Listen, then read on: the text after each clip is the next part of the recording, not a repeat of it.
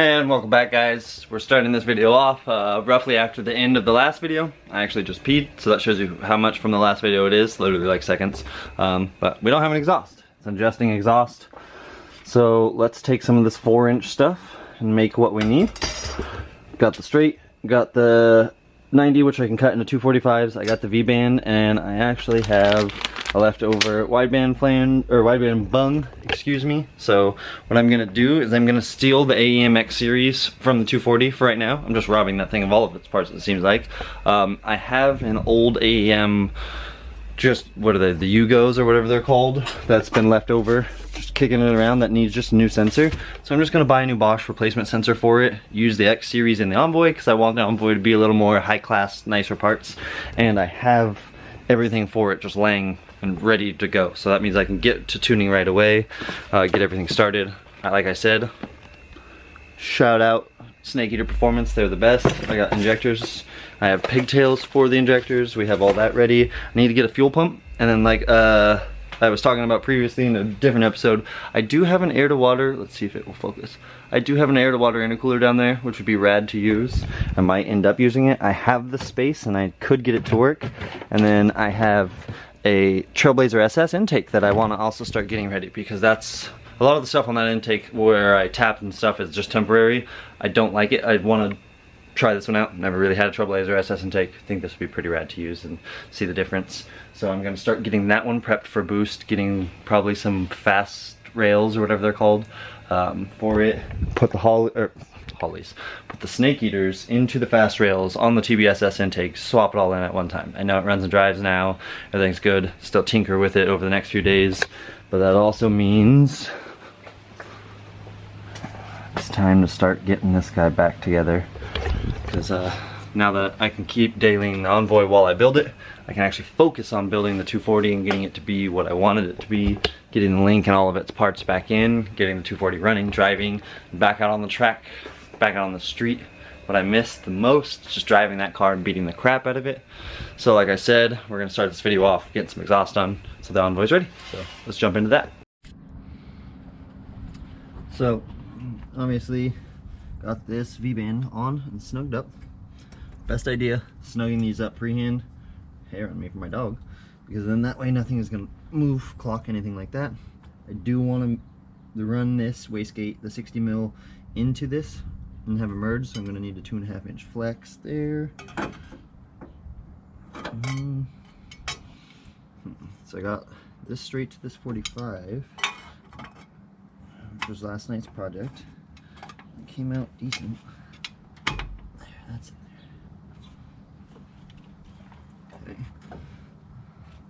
I kind of mocked this up last night, but I don't know if I want to.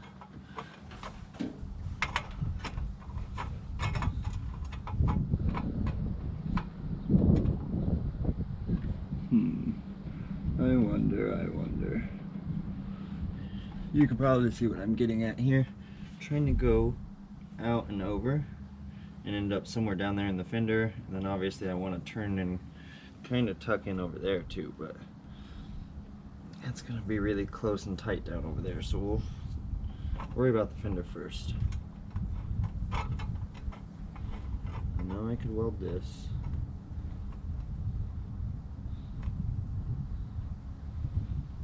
Let me run it there.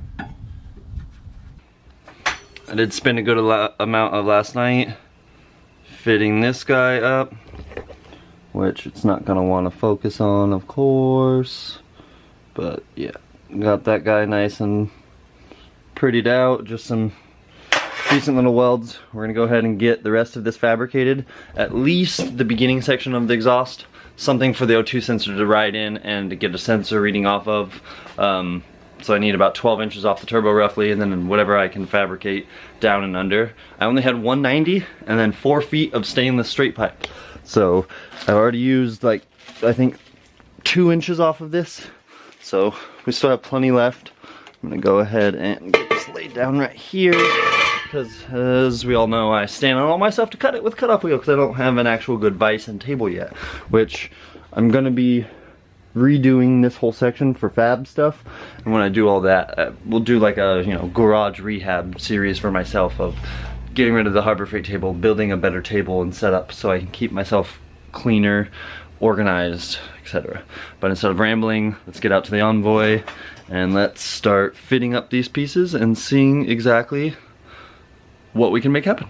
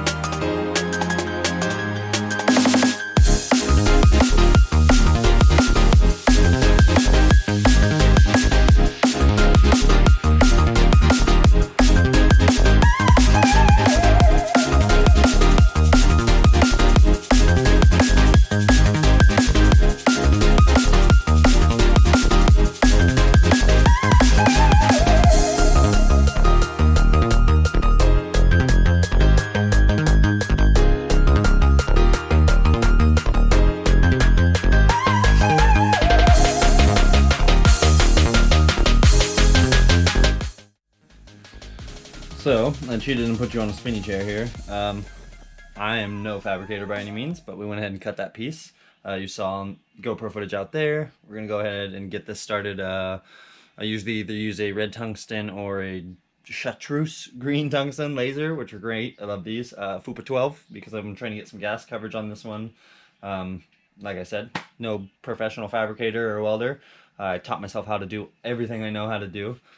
So we took some 4-inch stainless here, we cut it up. This was a 90 and I cut it into 245s to make that first piece. From here, obviously clean up the fit. With TIG welding, I've noticed fit, and what I've been told too is fit is 90% of it and then cleanliness is the rest. So wire wheel it. I hit it on the inside with a file, and then afterwards, obviously, what I've been told by a million different people is acetone the world. So we're gonna go ahead and get some acetone on everything. Just got some 304 filler. Clean the filler because you never know. It's always something I like to do. And then go ahead and, oops, that would be the side with the Sharpie on it. So I know that's my other fit up side. So inside and out of that one. Flip it so I don't get the contaminant on that side. Inside and out of this one here. Okay. Go ahead and set that back there. And I don't have any big fancy machine, just some old. Make sure we get the gas on here.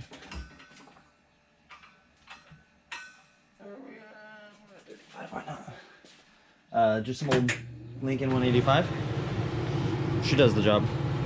So we'll get you guys back into view here. Go ahead and set up for this. Get some music in my ear because I found music helps me weld a little bit better. I don't know if it's keeping with the beat or what.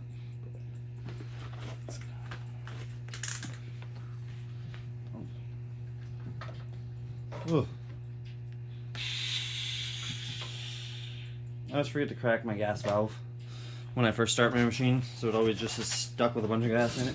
I went to weld one time like that and it didn't turn out great. Okay, make sure that's not the side with the marks. And so I just want to start this off with a couple positioning tacks. Just so I'm kind of in this spot where I want to be. This magnet is so strong. Okay, let's see here. And I usually would try and fusion tack this, but sometimes I can do that really good and other times I can't, so let's see.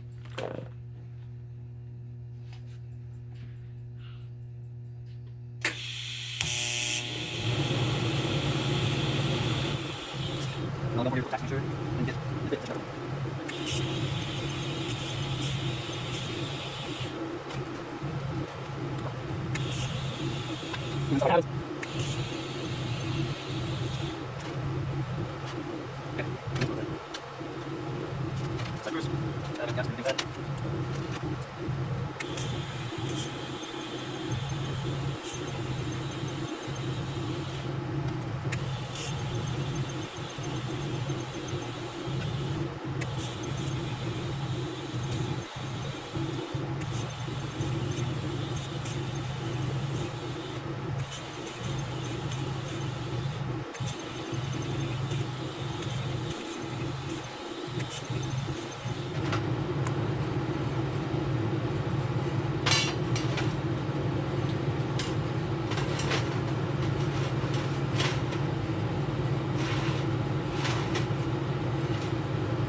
Now, I'm no pro, my consistency sucks, but I mean, it works. It's not gonna fall apart, and it looks a lot better than me MIG welding a bunch of pieces, and it's probably gonna hold better because it's actually correct material.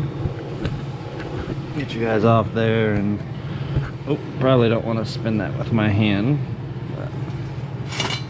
Yuck there. It's actually decent through there. And yeah, and then back to and not so bad there. Whatever, it works. And then this will let me get it all mocked up on the inside. I know a lot of you people who are actually good at this and professional, or you know, just better than me, will be wondering, you know, why aren't you back purging? It's sugaring the inside and blah blah blah. This is just exhaust, and this is literally, like I said, this is me teaching myself. I know how to TIG weld basically because I've taught every single aspect of this to myself. So of course I have bad habits and I'm doing things wrong, but I'm getting there. I mean, it's not bad for a couple months, I'd say. You know, it's working. So I'm gonna keep it going. There's plenty of fusion on the inside, and everything went great. So let's get this back outside, mock it up a little more, and see how it fits. Gonna start this video off day 2 now. And yeah, yesterday ended up being a whole bunch of problems at the end of the day, so we're gonna go ahead and talk about those real quick before we jump back into finishing this exhaust up. And hopefully, according to my purchases tracking order stuff, I should actually have all of the pieces to finish this today, instead of just ending it in the fender like I had planned with yesterday's video. But starting it off, probably don't try to close the hood until you know your $500 camera isn't in the way. It crushed the lens in the corner pretty decently. I mean, I'm going to switch back to this obviously in a minute when I go. Everything works. It didn't mess anything up. Just when you go to close it, the upper screen protector can't squeeze out all the way. So yeah, that was the first thing that started off. And the reason that happened was because I was flustered. I had finger tightened the 4-inch V-band on, mocking everything up. Go to tighten it down, and I realize it won't go any farther forward. Oh, so I panic, and I go to loosen it, and I won't come off any. I finger tighten this. It's aluminum, not aluminum, it's stainless, but that's the problem. It was stainless, and I didn't put anti-seize on the threads, so it galled up, and I had to cut the dang thing off. So one day old V-band. 1 day old. God, I am exhausted. I did not get any sleep last night. I had a whole bunch of stuff on my mind, and this was just eating at me. But thankfully, Amazon coming in clutch with those overnight packages, and I do believe Evil Energy here saved my ass, because I could just order just a clamp. It cost me 18 bucks or something like that. And let's go ahead and get this guy out. Oh. It's nylock, which I hate on the exhaust because they always melt. But if anything, I can check it and see if I have another lock nut somewhere. Oh, it's one of the quick release ones with the weird indie dude. I didn't even check to see that. But it's 4-inch, that's what matters. Which means we can get back out, get the exhaust knocked back out on O2 sensor and wired. Start messing with the base tuning on this before we do fuel pump injectors, intake, and all the goodies. So let's jump into getting this thing back mocked up. So messing around, poking around, sounds kind of funny, doing some stuff. I ended up ordering a electric 4-inch dump, and I don't think it's gonna work. Oops. One of those. Probably should have thought about that before I just ordered it. You know, it fits under there, great. gonna go ahead and actually look at how this fits. I got the O2 in, wired up the X series wideband. Everything is great, but the way the dump works, I don't know if I'm gonna actually be able to fit it in anywhere, because I wanted the dump to come out of the exhaust, out of the fender, and then have it route down that way. I don't know if that's actually gonna work. So I'm going to just leave this like this for now. Worst case is I could just run the 90 out of the side. But I don't know if that's gonna kill the sleeper vibe. Let me know down in the comments below what you guys think on that one. But I'm thinking for now I'm just gonna leave it like that. The wideband's in. It lets me go ahead and tune, get everything going basically, which means we get to take this around the block and hear it like that. I knocked out a quick little bracket that's bolted to the head, runs down and has a weld. Hopefully taking up some of the slack on the manifold. No idea. Enough clearance there. Everything looks like it's working. Back that way, tucked in. It's all good still. Okay. So I think the last thing I want to do is a little exhaust bracket that we won't be able to see. Go ahead and weld this up, and from there, take you guys out. I'm gonna probably change the timing map on HP tuners real quick, so I know no matter what I'm above a certain grams per cylinder. I think that's how that's pronounced. The timing will cross over as it goes into boost. I don't want to see any boost yet. I know it's on stock injectors and stock pump, and I don't want to hurt anything. So I'm gonna just a couple little things to keep it safe, but I also want to hear it just a little bit. So it's killing me not to do all this and just get it done now. Like I said, we got the snake eaters just chilling. They're thousands, they're ready. I have the pigtails. I have a few sets of rails, and I might try and make a stock set work. I know I can get them to work, but I'm more wanting to do some faster rails. I think that's how they are, fast rails, because I have a pressure regulator and some other stuff sitting around. So I could just do a nice actual AN setup, do a nice pump, etc, etc. But that's for later, another video down the road. Let's go ahead and get this little bracket welded up real fast. Once the bracket's on, let's get it started back up, hear it, take it for a test drive, and make some boosty noises. So have some fun.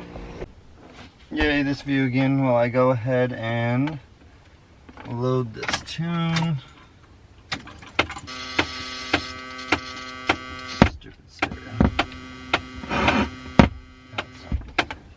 So let's see. I didn't do anything really. I messed with my power enrichment, which we'll talk about later.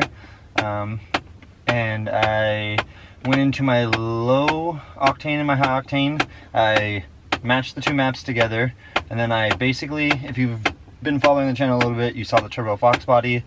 I had borrowed stolen a timing map off of a sloppy tune and just used it because it was a pump gas tune, and I run pump gas right now. So I went back into my tune from the Mustang.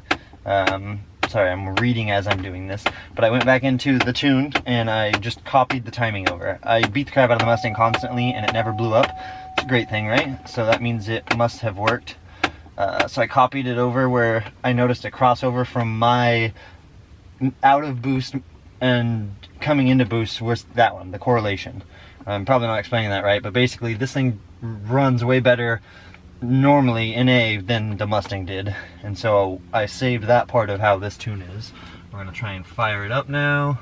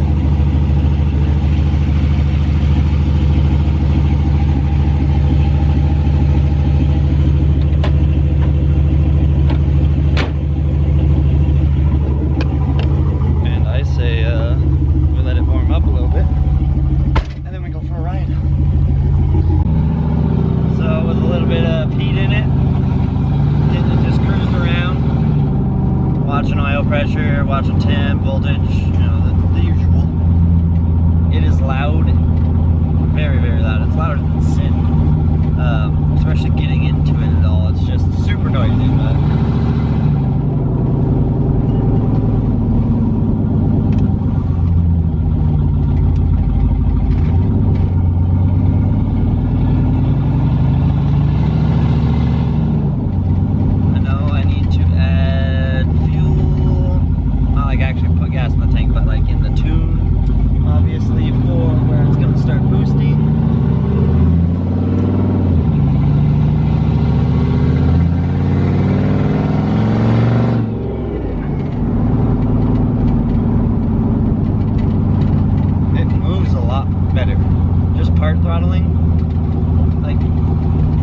throttle, it drives 10,000 times better than it did before. It's kind of weird.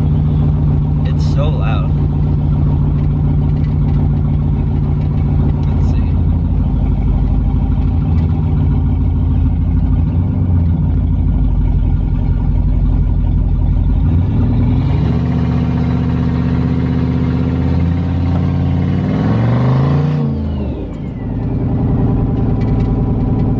I was scared to brake boost it. I'm glad I was. Such a sissy. But I mean, we got an exhaust now, so that's great. I'm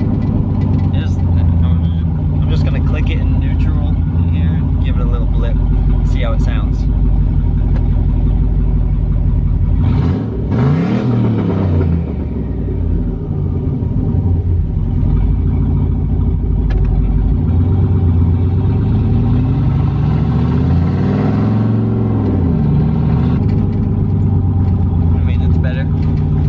At least one thing off the checklist. Now, instead of needing exhaust, wide bay and all that, we're just down to injectors and intake to make sure everything will, you know, oh, fuel pump and injectors. It takes just kind of a want, not a need. Go ahead and get this here and get you in the garage and edit this all out. Hopefully it's not too windy and loud.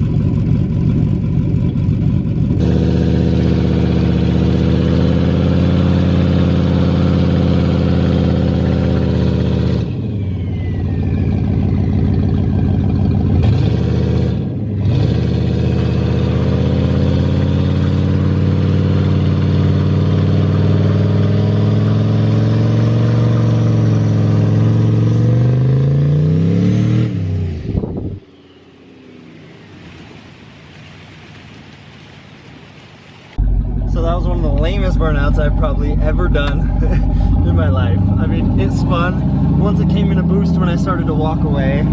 Temps are good. Sitting there idling, the IT went up a little bit. But as I start moving, it drops down. Let's get this window back up so we can try and... Everything seems great. Holding great oil pressure. There's no giant puddles of fluid behind me. 4L60 did not like that. I have 295, 45, 20s on the back. Might be why it doesn't like to spin as much, because those are some big tires. Huh. Let's see if it will focus. I wonder who did all of those. It wasn't me. No, I don't come back here with your car at all. But let's go ahead and get one more nice little exhaust lip.